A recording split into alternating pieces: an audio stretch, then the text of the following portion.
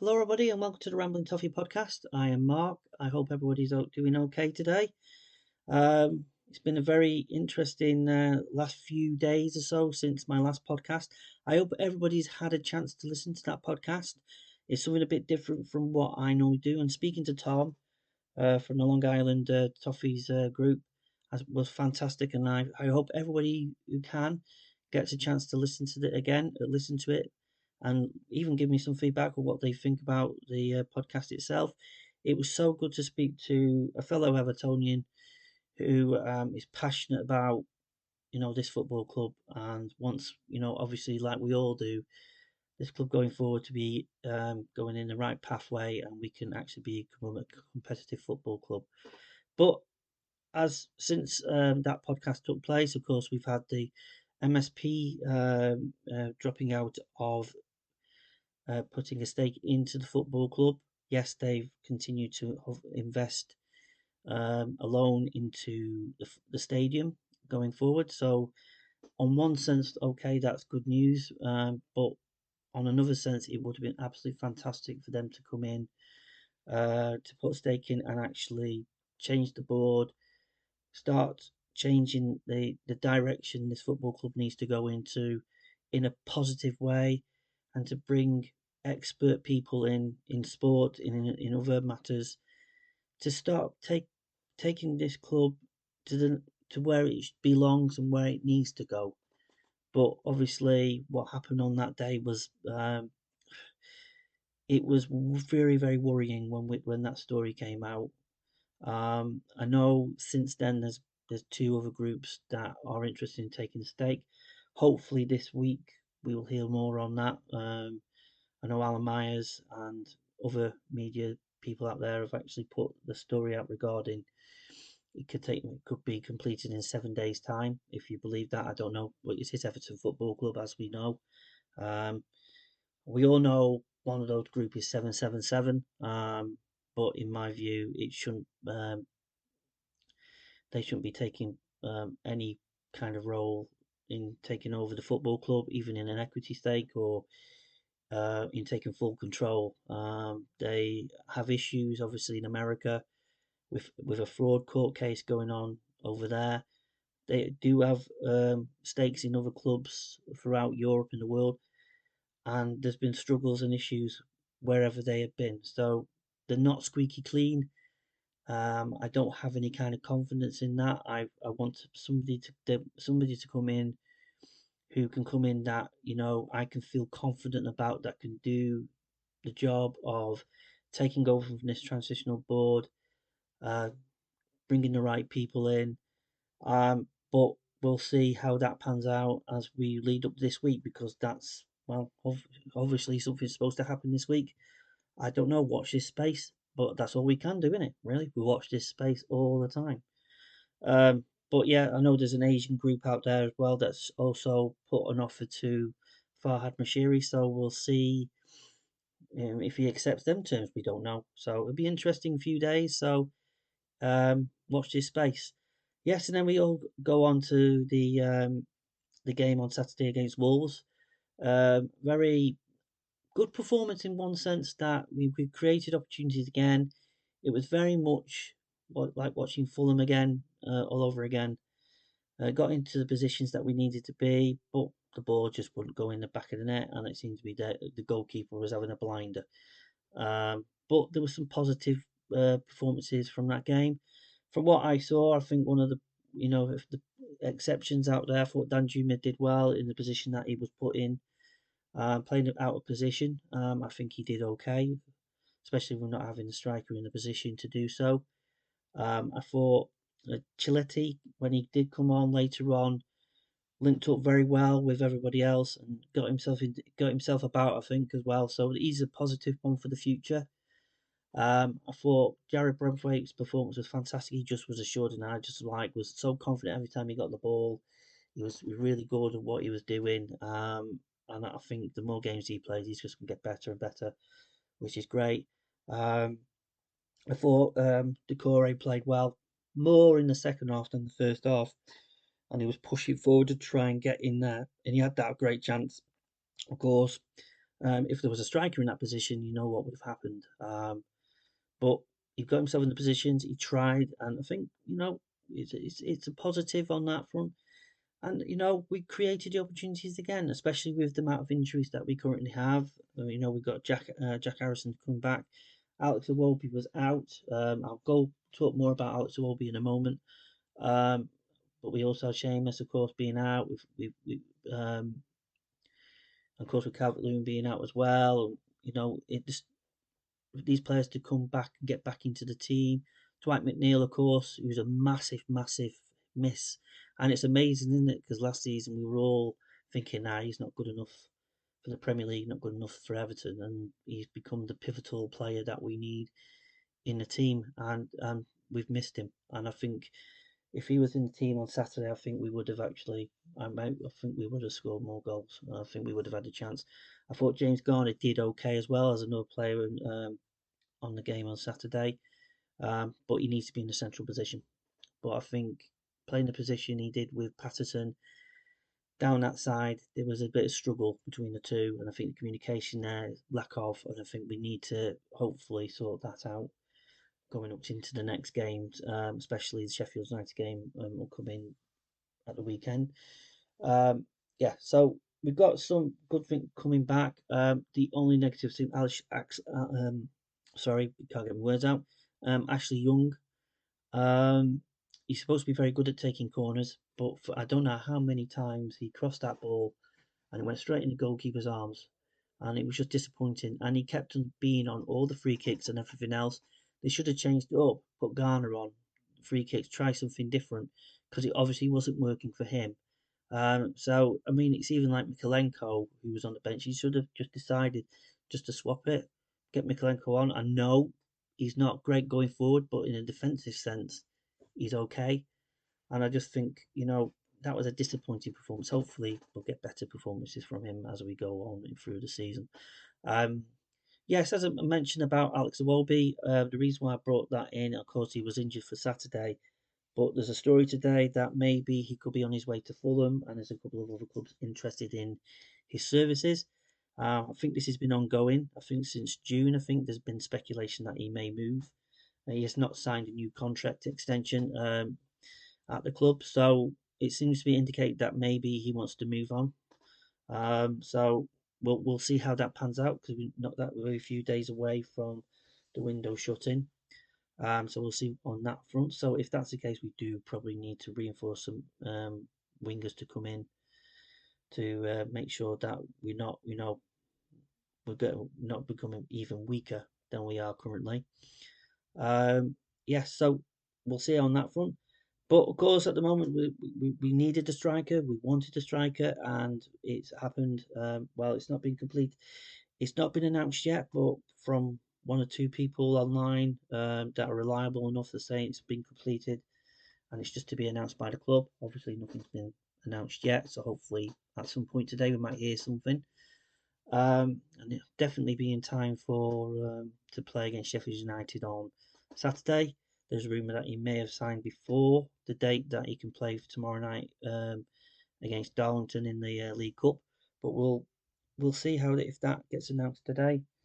But if Alex Welby does go, and of course Damari Gray goes, we'll we will need reinforcements in that position so we're not weaker when the window shuts.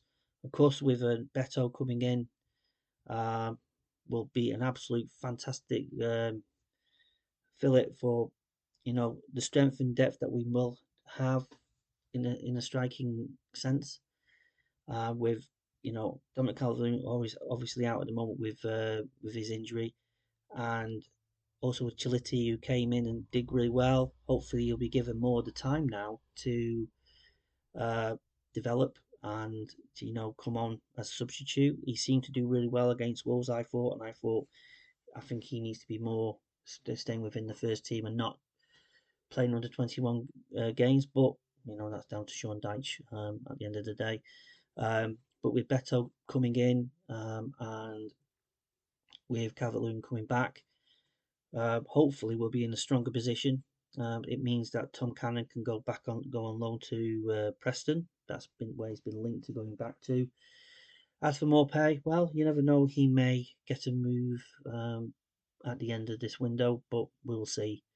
Um, it's not worked out for him. I don't have any personal view on him as a person, but as a player, he's just not been successful for us. He's not been scoring the goals that he should be been bought to do. Really, I my feeling is that if it was a 4-4-2 formation that was kept by Lampard when he came in, maybe it could have worked. But of course, with Calvert-Lewin being injured and not bringing the striker in at that point in time, he had to play a position that is not his position, and and sadly, it's not worked out for him.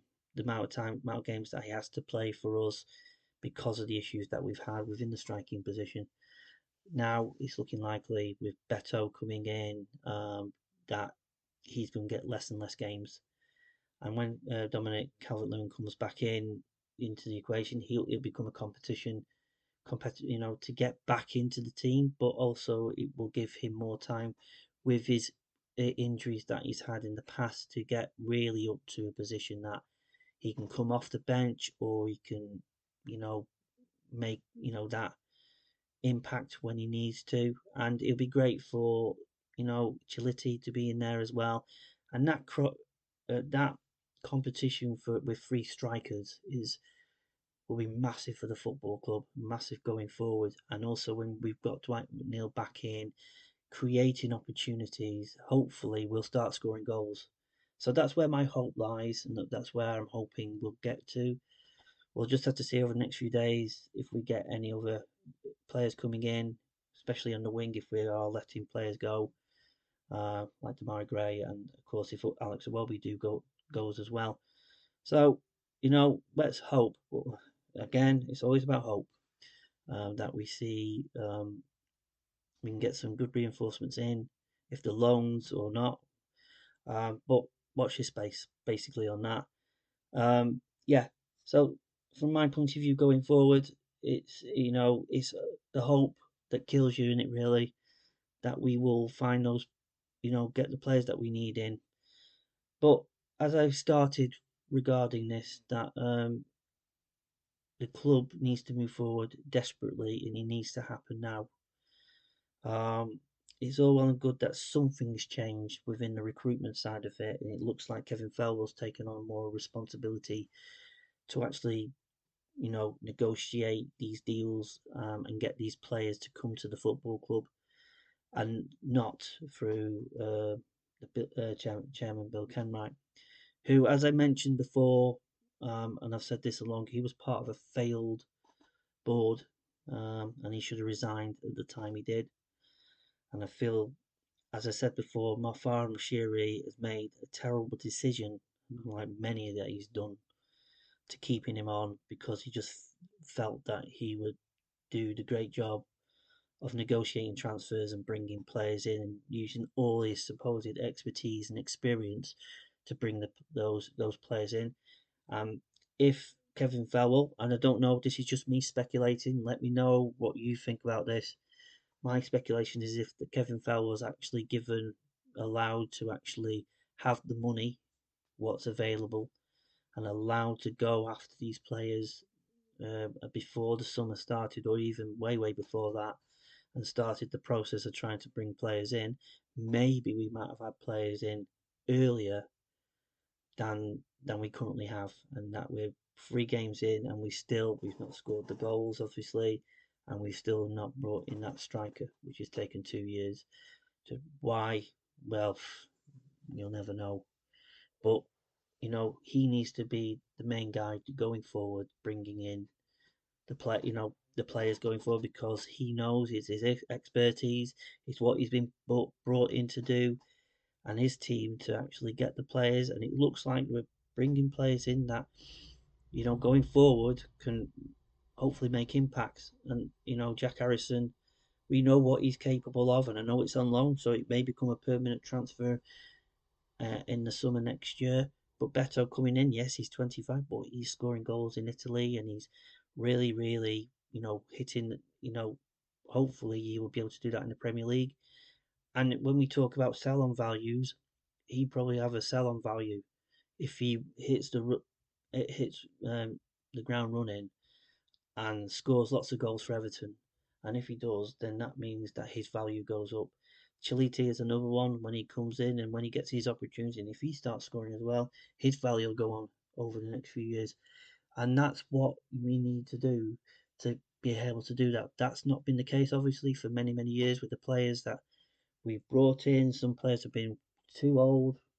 We can talk about Ashley Young as a point of view, but he's obviously just there for experience. But the players that we bought in, every one of them, it feels like, never had a sell on value. We only had Moise Keane, I think we got some sort of value, sell on value from him. But and Anthony Gordon, of course, we got a value sell on value with him, but it's few and far between. The players that we've, they've been obviously. Anthony Gordon was developed here at Everton, and it is selling value. We've got a good value for it, but like Richarlison or Moise Keane, they've come from other places, and we've been able to get a good sell on value on each one. But other players that we've had, of course, have not been good enough, and they just run out their contracts. Obviously their wages has been too expensive, and any kind of young players that we brought in, they just never perform to the level that they should be, and it's just very, very concerning. You know that that was been going on for so long, and probably that's why when we talk about the the previous board and Farhad Bashiri and the way that they spent money on players over the last few years, and the reasons why we're in the financial mess that we are in, and we're trying to find ways that we can going forward that money can come in to the club, obviously through either a stake or an actual full takeover. I hope it'll be a full takeover, and I hope it'll be the right people coming in to take on the responsibility of cleaning this club up. Because, again, I keep on going back to the lack of communication that's been ongoing at the football club. But if you think about what this transitional board has done since they've come in, it's same old, same old. It's all well and good you get Colin Chong, who is fine. He can come to the games. He's not part of the previous board, and he's done really, really well with the stadium and being part of getting the stadium in a position that it is, and we're all very positive about that. But he's not a CEO. He's not a person that should be a CEO. He's more a manager. He's more one of the higher up managers that you get, and we need a CEO who knows what they're doing, knows, and also passes down um, and changes the structure, and changes the way that the football club operates going forward. And I think it when he came out, when we had that first game of the season, and there were two bits of communication that came from the club, and I can remember I got a text message, an email from the club saying, read it from the program, that there is CEO is talking about the stadium, always about the stadium going forward and how that's going on and everything else. And also we had a little bit of a piece about from Kevin Felwell. So again, they tried to say, well, we'll put it in the program. There's your bit of communication. This is us. We're talking to you. We're talking to the fans. We're explaining what's going on. But when you read those two articles, that it's same old, same old. There's nothing new in it, and it just like, please, bit more meat on the bone. Not just about the stadium. See, it's a positive thing. It's like everything is about stadium, stadium, stadium. And for me, it's great that stadium's getting built. Yes, as I mentioned before, MSP is still investing money in and putting a loan into the stadium to continue building it to get into a position that is be fully completed. But as Paul Liesk has said, and I hope he gets well soon, has said that that is now a loan, and they'll want that back. They want the money back. So that means that there's interest on it. There's all these things. I'm not a big finance guy, but basically now, as I mentioned before, that because they've dropped out of not staking in the club, it's it's more money we have to pay out in the future and further down the line. It may be fine perfectly now, but further down the line, it's going to be.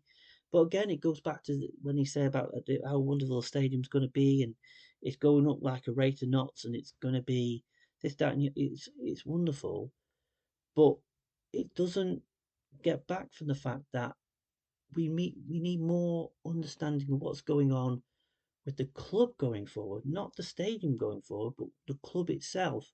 And it's all well and good that there was something that the CEO put out regarding the sponsorship of sponsors of Kick, which is a streaming service which is linked to Stake. But he goes, it's a big sponsorship deal. Obviously, it's a lot of money. We don't know how much that money is. It's supposed to be bigger than any of the sponsorships that we've had in the past. So they look at that as a positive that we're bringing money in that way.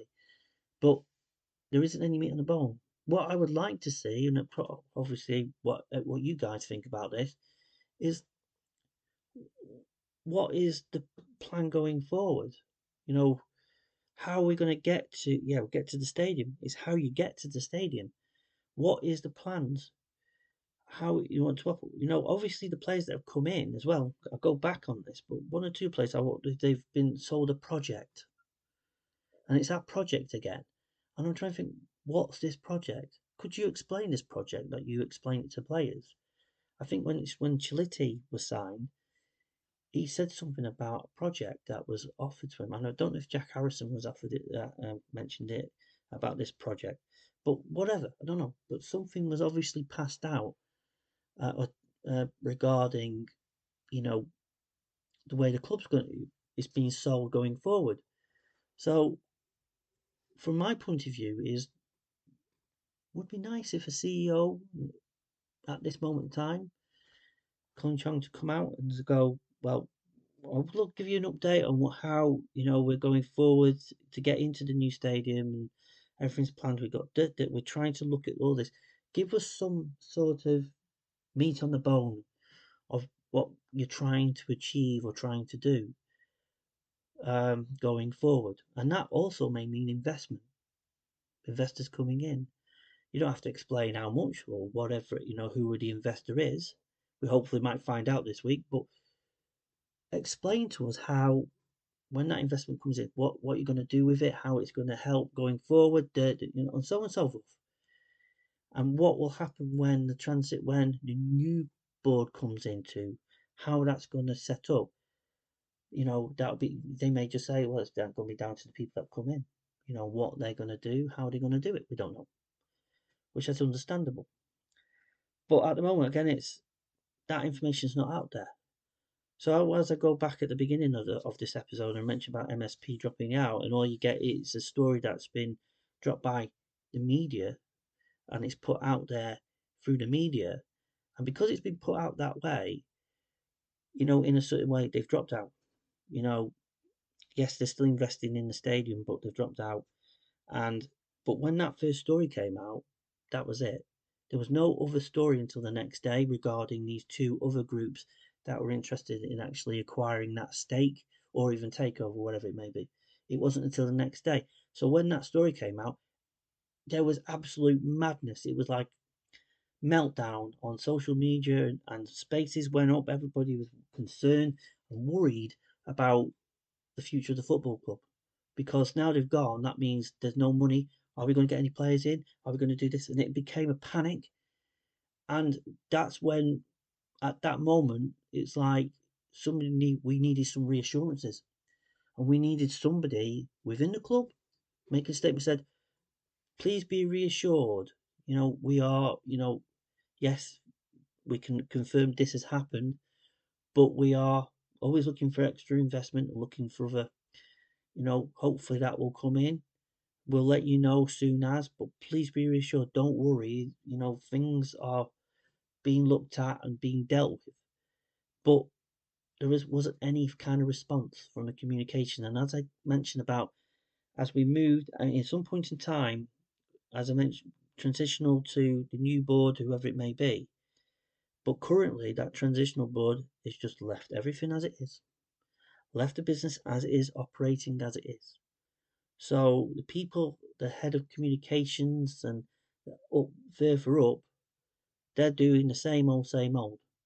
They're not putting any information out. They're not trying to reassure its fan base, trying to, and that comes from the CEO or the people talking to them and saying, look, we're going to put this story out. We're going to put this out to the fan base. We're going to reassure the fan base. This is what's happening. I know there's Fab. I know there's fans forum, but the problem is they only meet over so many periods of time when they can meet up with the directors, supposedly, and meet up with people at the club. But the problem is that that's not even working. And I'm not being critical of Fab or critical of Fans Forum, but what happened with MSP, and I'm sorry I'm going back here, is that they came out with a statement on social media saying we're going to speak to the club tomorrow regarding what this means, and then they put something out the next day, and they just said that it's just simple. Oh yeah, it's back with the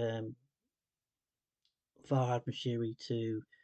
We're still looking at investment. We're still looking at that, but there was Fab should be challenging the board, the people, the transitional board, the owner, and asking questions about what is actually going on at the football club and challenging them for that question.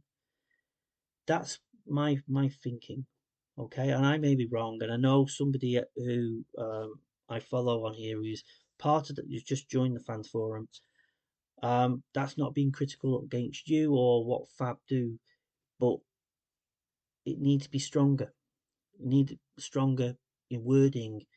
Ask the questions, and okay, if you come back and say, "Oh, this is what the owner is looking at investment and continues to do so, and hopefully something will come soon," whatever that is, what I want is basically you to go back to them and say, "That's not good enough. We need to know more and understand what is going on at the football club. What is prompted MSP to leave? Why is it taking too long? What is because we're concerned of the future of our football club. Because when that moment happened, there needed to be reassurances. And actually, at the end of the day, Fab or Fans Forum, they as much as they should be putting saying, please, you need to tell us what's going on. The club should just instantly, right this minute, as soon as that story went out, sent out a statement straight away, reassuring the fans, the CEO, the transitional CEO, telling us, you know, please keep, you know, we're being positive, we're reassured, everything's going to be fine going forward. Don't worry about it. We'll keep you posted, and keep us at least, take that worry away from us. But that's the way it is at the moment. The transitional period that they're in is basically same old, same old. Communication is not great. They're trying a little bit, but it's not great, not good enough, and it needs to get better and better. And of course, as I said, and we've all said this, until that new board come in, new people come in with new ideas, new ways to make this club better going forward. When we're going to just be stuck like this, and it's just going to. We just don't know what's going to happen in the future of our football club. Because at one point in time, I actually genuinely thought that the way it was going, if we didn't get anybody in and taking a stake in the club or taking over the club, no day-to-day money coming in, capital coming in to actually run the club day to day. If that was going to start stopping, then administration was going to be the next thing that may have happened. And because of the way the season has started on the field and the way it continues at the moment, it a lot of fans just felt that if we're going to get relegated, and it's only 3 games in, but we're going to get relegated, and we're going to be in a position where we will go into administration, and we're going to either fold or we're taken over then. Reality is we need if we get somebody in now, in the next few days, hopefully we'll find out something. I don't know.